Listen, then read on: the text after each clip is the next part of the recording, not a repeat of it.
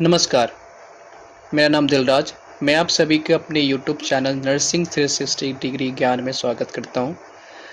आज हम लोग पढ़ेंगे मस्कुलर सिस्टम का एक छोटा सा टॉपिक, स्ट्रेन एंड स्प्रैन। इस वीडियो को स्टार्ट करने से पहले मैं आप सभी से एक रिक्वेस्ट करना चाहता हूं, अगर आप हमारे यूट्यूब चैनल पे नए हो तो please subscribe, likes and comments करें। तो समय को न गवाते हुए हम लोग आगे बढ़ते हैं। Strain and स्प्रैन। स्प्रैन और स्टैंड होता क्या है, सबसे पहले ये जानेंगे। स्टैंड का मतलब क्या होता है, खिंचाव, और स्प्रैन का मतलब होता है हमारा यानी कि मोच आना। तो इस दोनों के अंदर डिफरेंस क्या है ये जानेंगे।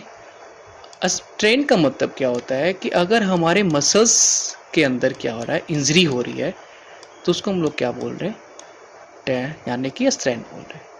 और मसल्स के साथ साथ हमारा क्या हो रहा है कि टेंडन के अंदर भी इंजरी हो रहा है, तो हम लोग उसको स्ट्रेन बोल रहे हैं। क्लियर है? यहाँ पे स्ट्रेन किसे बोल रहे हैं, अगर मसल्स और टेंडन के बीच में अगर खिंचाव हो गया, इंजरी हो गया, तो उसको हम लोग स्ट्रेन बोल रहे हैं। ओके। स्प्रैन कब बोल रहे हैं, जब हमारे लिगामेंट्स के अंदर इंजरी हो जाती है, कोई लिगामेंट्स के अंदर इंजरी हो जाती है, तो हम लोग उसको क्या बोलते हैं, स्प्रैन बोलते हैं। क्लियर यहाँ तक? फिर नेक्स्ट अगर देख पा रहे हैं, इस फिगर में हम लोग देख पा रहे हैं कि जिसमें हम लोग देख रहे हैं कि टीबिया और फिब्यूला है, जो आपस में एक दूसरे से एक टेंडन के मसल्स और टेंडेंट्स के हेल्प से कनेक्टेड है। तो अगर इस टेंडेंट्स के अंदर बहुत ज़्यादा स्ट्रेचिंग आ जाती है, इंजरी हो जाता है, ठीक है, ठीक है, तो हम लोग क्या बोलते हैं, स्ट्रेन बोलते हैं। Okay, clear? अगर देख पा रहे हो सेम यहाँ पे एक लिगामेंट्स है, अगर लिगामेंट्स के अगर कोई इंजरी आ जाती है, उसके अंदर मोच आ जाती है, उसको हम लोग क्या बोलते हैं, स्प्रैन बोल रहे हैं। ठीक है, क्लियर यहाँ तक सभी को? अगर हम लोग डिटेल की बात करते हैं, स्प्रैन कैसे बोल रहे हैं, यानी कि बहुत ज़्यादा वो क्या हो रहा है कि अपने नॉर्मल पोजीशन से जो लिगामेंट है वो बहुत ज़्यादा खिंच जा रहा है और उसके अंदर टीयर हो जा रहा है। ठीक है, तो उसको हम लोग क्या बोलते हैं, स्प्रैन बोल रहे हैं। Okay, clear? अगर मोस्ट कॉमन अगर बात करते हैं, ये सबसे ज़्यादा कहाँ देखने को मिलता है, तो वो क्या आता है, हमारे एंकल्स में देखने को मिलता है, रिस्ट में देखने को मिलता है, स्प्रैन होने के चांसेस है। अगर हम नेक्स्ट हम लोग बात करते हैं ग्रेडिंग वन का, ग्रेडिंग वन क्या होता है, तो ग्रेडिंग वन क्या था, structural damage only on the macroscopic level with the slight local tenderness and without the joint instability। Okay, तो इसका मतलब ये होता है कि ग्रेड वन में जो है वो, जैसे कि आप इस फिगर में देख पा रहे हो कि फर्स्टली ये क्या है, एक नॉर्मल लिगामेंट्स है। ओके, और नेक्स्ट जो ग्रेड वन में हो रहा है वो उसके अंदर देख रहे हो कि छोटे छोटे क्या हो गया, यहाँ पे स्ट्रेचिंग हो गया, स्ट्रेचिंग के वजह से क्या हो गया कि स्मॉल स्मॉल टीयर हो गया। ठीक है, तो जिसको हम लोग क्या कर सकते हैं अपनी, मतलब कि वो उसको हम लोग मैक्रोस्कोप्स के मदद से, माइक्रोस्कोपिक लेवल के मदद से हम लोग उसको देख सकते हैं। और वो, और इस जगह पे हम लोग को थोड़ा सा स्लाइटली जो है वो हार्ड फील होगा। ओके, और और इस जगह पे जो मूवमेंट्स है वो, उस मूवमेंट्स में कोई भी मूवमेंट्स के अंदर कोई भी प्रॉब्लम नहीं हो पाएंगे। देख रहे हो, विदाउट जॉइंट इनस्टेबिलिटी। ओके, तो इसको हम लोग ग्रेड वन बोल रहे हैं। ग्रेड टू कब बोलते हैं, पार्शल टीयर हो जाता है। ठीक है, जिसमें हम लोग ruptures of the ligament, visual swelling and noticeable tenderness but without the joint and instabilities और with the mild instabilities। Grade two में देखने को यहाँ पे बोल रहा है कि यहाँ पे क्या होता है कि ये जो है देख पा रहे हो कि लार्ज टीयर हो जाती है किसके अंदर, लिगामेंट्स के अंदर। ठीक है, जिसके वजह से हम लोग को क्या यहाँ पे टेंडरनेस देखने को मिलेगा, पेन होगा, यहाँ पे तुरंत पेन देखने को मिलेगा। और हमारे जो लिगामेंट्स है, यानी सॉरी जॉइंट्स है, या तो जॉइंट्स के अंदर कोई मूवमेंट करने में कुछ हेल्प नहीं, मतलब कि प्रॉब्लम होगी और नहीं भी हो सकती है। ठीक है, बट अगर बात करते ग्रेड टू की, थर्ड की, तो थर्ड जो है वो क्या है, सीवियर स्प्रैन है, the complete rupture of ligament that the significant swelling and the beat the instability of the joint.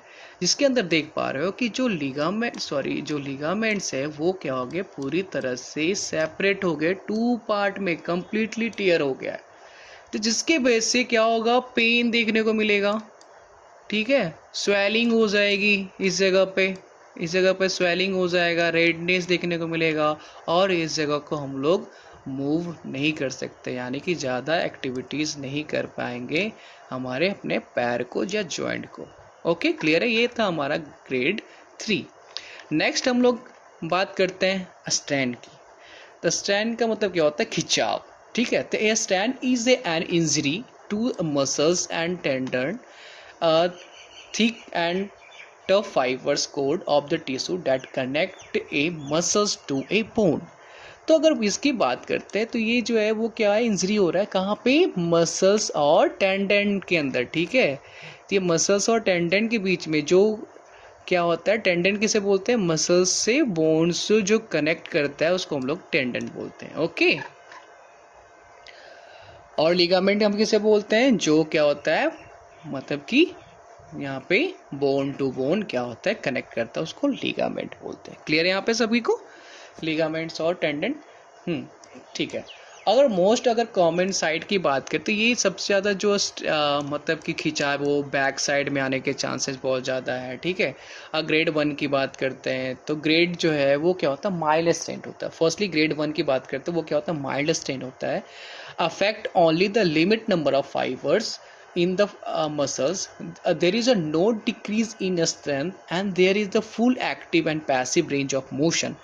pain and tenderness are often the delay to the next day। तो अब देखेंगे कि ग्रेड 1 क्या हो रहा है, grade 1 जो है वो limit number of fibres tissue को ही क्या करता है, यहाँ पे स्ट्रेच करता है, ठीक है। लिमिट नंबर ऑफ देख पा रहे हो किस ग्रेड फिगर में कि ग्रेड 1 में क्या हो रहा है, थोड़े से मतलब कि टेंडेंस और मसल्स को क्या किया, ये स्ट्रेच किया, जिसके वजह से कोई भी प्रॉब्लम हमारे यानी कि एक्टिविटीज़ करने में, एक्टिव हो या पैसिव मतलब कि एक्टिविटीज़ हो उसके करने में कोई भी प्रॉब्लम नहीं होगा, ओके। और पेन और टेंडरनेस जो है वो क्या होगा, डिले होगा, यानी कि उसमें मतलब कि नेक्स्ट डे उसको में दर्द पेन होने के चांसेस होंगे, ठीक है। अगर बात करते हैं ग्रेड 1 की, सॉरी अब ग्रेड 1 की बात हो गया, ग्रेड 2 की बात करते हैं। ग्रेड 2 में क्या होगा, moderate strength having the nearly the half of the muscles fibre turn, the actual and significant pain in the accompanied by the swelling and the minor decrease in the muscle strength। अगर grade 2 की बात करते हैं, grade 2 में क्या होगा, slightly जो है ग्रेड 1 से थोड़ा सा ज़्यादा मसल्स क्या होंगे, यहाँ पे स्ट्रेच हो जाएंगे, टेंडरनेस और मसल्स स्ट्रेच होंगे, जिसके वजह से क्या होगा कि हमारे इसमें पेन स्टार्ट हो जाएगा, मतलब कि एक्यूट पेन स्टार्ट हो जाएगा, ठीक है। यहाँ पे पेन स्वेलिंग देखने को मिलेगा and minor decrease muscle strength देखने को मिल रहा है, ठीक है। क्लियर है यहाँ पे सभी को, ग्रेड 2। अगर ग्रेड 3 की बात करते हैं, सीवियर स्ट्रेंथ देखने को मिल रहा है, ठीक है। Severe strength represent the complete ruptures of the muscles.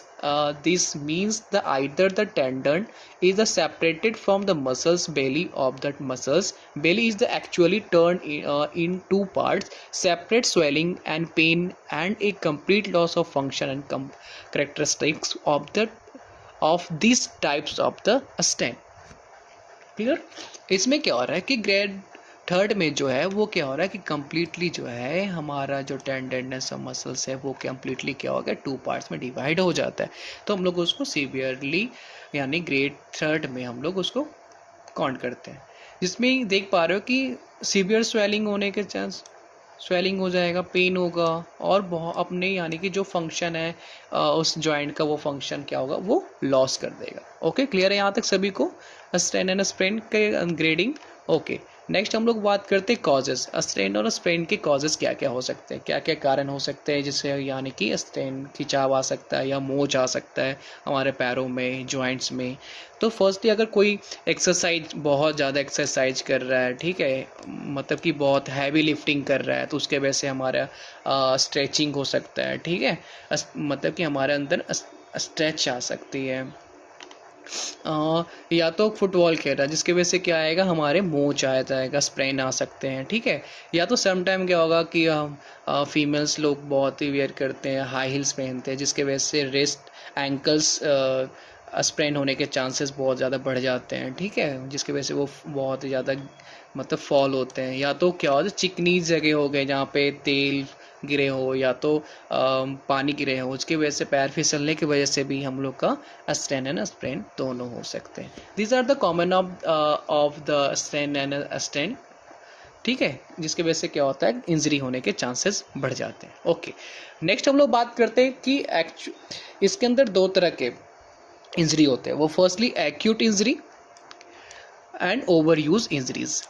तो एक्यूट इंजरी जो है वो क्या करता है, caused by the certain trauma such as the fall, twist of the below of the body. Example of the an acute injury including the sprain, stent and contusions. तो firstly जो देख पा रहे हो कि सिंपली जो एक्यूट इंजरी जो है वो क्या होगा, अगर कोई सडनली ट्रॉमा हो जाता है, या तो कोई गिर जाता है, या तो उसके अंदर मसल्स के अंदर ट्विस्टिंग हो जाते हैं, या तो वो मतलब कि कहीं से मतलब कि फॉल हो रहा है, ठीक है, जिसके वजह से क्या होता है कि हमारे वो मतलब कि जो है वो तुरंत एक्यूट इंजरी होते हैं, जिसमें क्या आ सकता है, इसके एग्जांपल में हम लोग बताया कि होते हो तो उसके अंदर बॉडी के अंदर खिंचाव हो जाएगा, या तो मोच आ जाएगा, या तो कंट्यूशन हो जाएगा।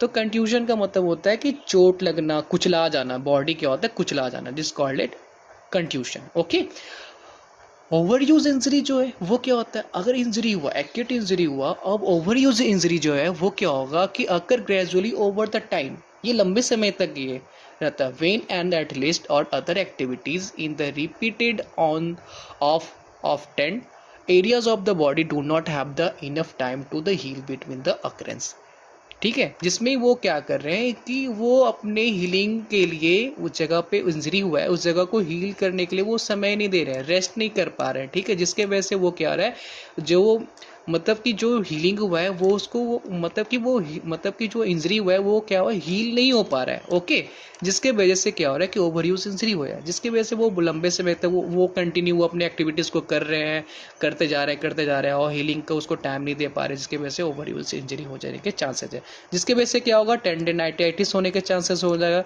ब्रोसिनाइटिस होने के चांसेस होगा, most common soft tissue over use injury, ये सब यानी कि देखने को मिलेगा ओवर यूज इंजरी के अंदर क्या क्या देगा, टेंडिनाइटिस एंड ब्रोसाइटिस, ठीक है, common soft tissue over use injury के। ओके, क्लियर है यहाँ तक।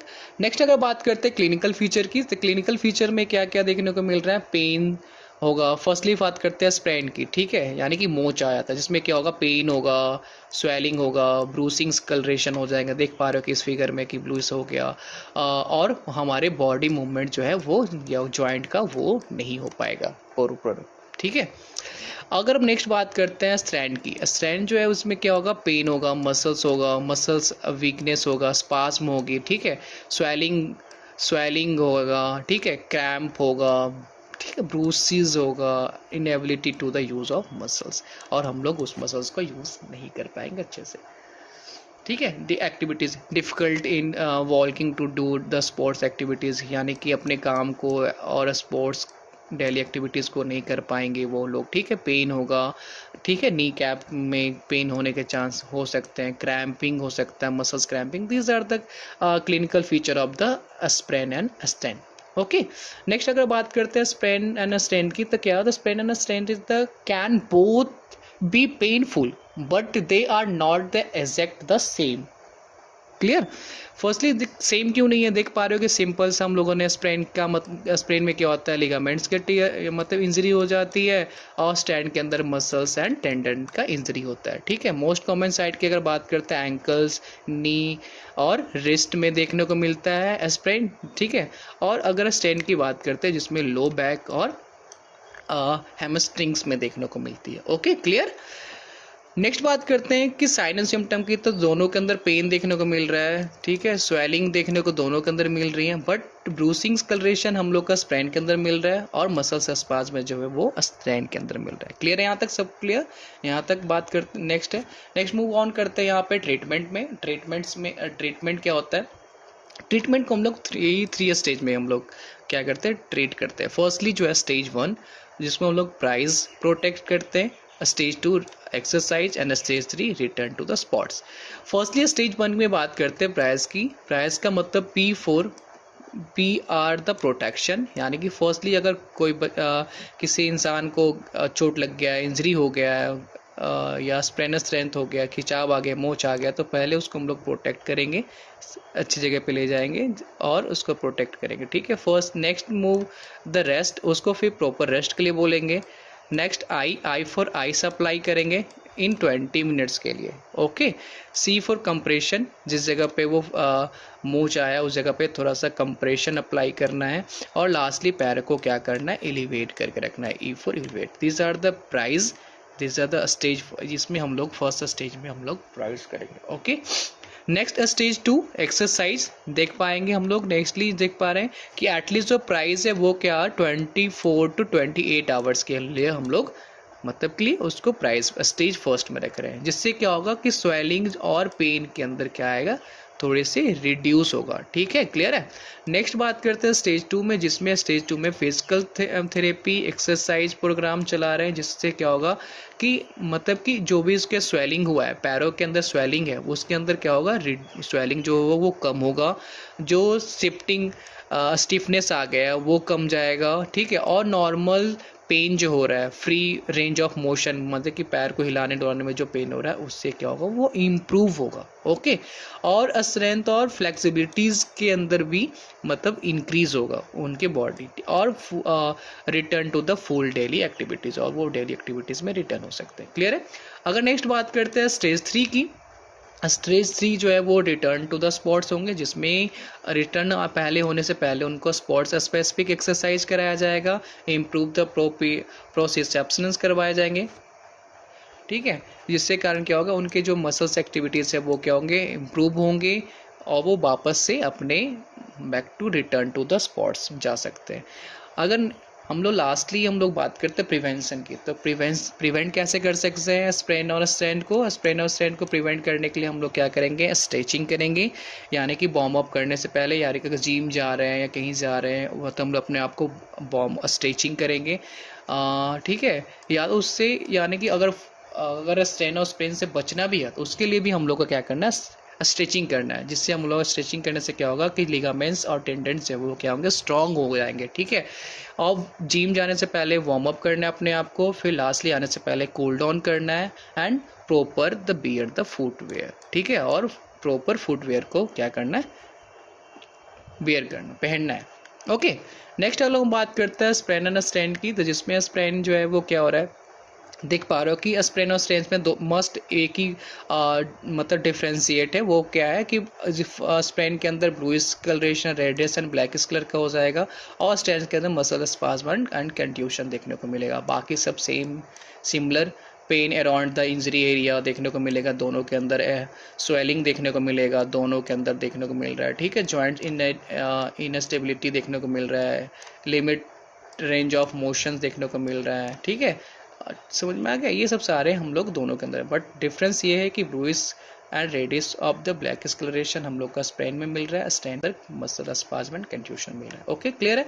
एंड लास्टली हम लोग बात करते हैं हीलिंग की, क्या हो सकता है, इसको time needed for the full recoveries होने में बहुत ही समय लगते हैं। ठीक है, माइल्ड स्प्रेन अगर स्ट्रेन है तो 3 to 6 वीक्स का समय लग सकता है। ठीक है, अगर मॉडरेट है तो 8 to 12 मंथ भी लग सकते हैं। ओके, क्लियर है। यहाँ तक सभी को ऑल ऑफ आई होप कि सभी को ये आज का टॉपिक क्लियर होगा। तो ठीक है, थैंक यू सभी को।